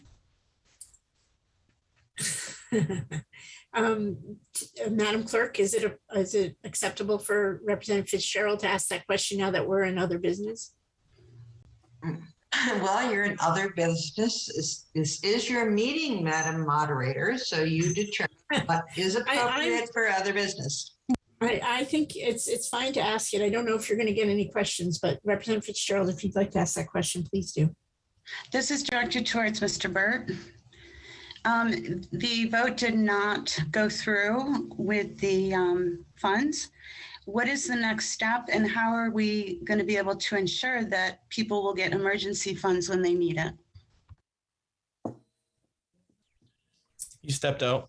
I think I can answer you to some extent, Representative Fitzgerald, which is that we already voted on $150,000 at the last meeting for the human services. And so this was an unidentified bin of money that was $107,000. It was unidentified, and it was created to round up the entire amount. Which had other stuff in it, but there is $150,000 allocated to social services, and there's 100,000. Sorry, I'm trying to look at my. Madam Moderator. 100,000. Excuse me. Hello. I was just going to help you out. Oh, yes, I see it. It's 100,000 for the navigator and 150,000 for human service needs. And those are for, short-term needs. So, what will happen basically without that miscellaneous needs is that if there are miscellaneous needs identified, they'll have to come before us. The 8.6 million is in, I believe, 2 tranches. It will be there for needs. It just will have to come through this body when a need is identified. Does that answer your question? Madam Clerk, sorry. Right, no, and to the question, we actually saw the Human Services Director at the council meeting. If you watch the council meeting, you'll see her body movement and her expression and reaction to this money was we don't know what's going to happen, and we like to have this money available. So it wasn't earmarked. It didn't have a specific, there was kind of this questionable. I mean, it would be definitely in the realm of that body, but it wasn't like pinpointed like the other money. The other money was really had a definite, vein that you would actually see that this money was going to go here and here and here. But so I think the body reacted properly, as usual. Thank you. Representative Baker? I didn't actually have a comment on this. I just had another comment that I wanted to make, so I can wait until this comment is over, or should I? I don't know if there is any discussion. Representative Fitzgerald, is your question answered? There's no discussion I can have now. Thank you. Thank you. Okay. All right. I just wanted to thank everyone. This is my last meeting, and District 6 is in very good hands with Richard, and he will be with you in December. And I have enjoyed working with everybody, and good luck to all of you. And have a good winter and holidays and all that type of thing. Thank you, Representative Baker. I echo all your thanks and your sentiments for happy holidays. Let's see, Representative, that's it. I see no more hands raised. So, I see Representative Town Clerk McCousher. I can't hear you on mute. You're still on mute. Right. For everyone who's still here, thank you very much for your service. There are proclamations that should be made, and I do intend to make them, that will be signed by Madam Moderator, if I can get her to run my office. But it really is, it's nothing to laugh about. It's very difficult to serve on this body. It's the most important body of the government in the town of Groton, and I'm very proud to be the clerk. Thank you. Oh, we must thank the clerk for all your service for in these elections, and it's been getting hard. So thank you, Madam Clerk, for what you've done too. We would not exist in any state similar to what we are without your guidance and help. So thank you. But anyway, thank you guys, and I would entertain a motion to adjourn. Representative Watson. I move we adjourn. Bailey, second. I hear a motion to adjourn made by Representative Watson, seconded by Representative Bailey. All in favor, please say aye. Aye. Aye. Any opposed? Any abstentions? Thank you. That motion passes unanimously. So I will see everyone in December. That is going to be on the 33rd RTM. And we're here for moderator Sima Evan.